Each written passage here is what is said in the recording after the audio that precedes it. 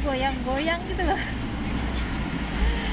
Jadi goyang-goyangnya karena kan kontainernya lewat terus, jadi berasa banget